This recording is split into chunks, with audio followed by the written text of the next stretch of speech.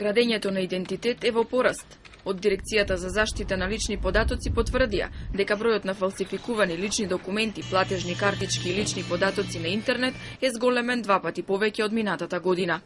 Со развојот на информатиката и интернетот, личните податоци лесно можат да се злоупотребат. Од дирекцијата велат дека најголемиот број пријави се однесуваат на злоупотребата на единствениот матичен број преку интернет. До сега пријава за злоупотреба на лични податоци поднеле 32, но оваа бројка е поголема, бидејќи има и такви кои не го пријавиле случајот на украден идентитет.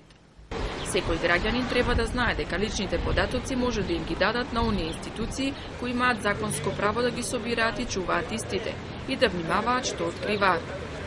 Од дирекцијата подсетуваат дека секој што смета дека му се злоупотребени личните податоци треба да се обрати до нив и доколку се утврди повреда на правото за заштита на личните податоци ќе се поведе постапка против сторителот.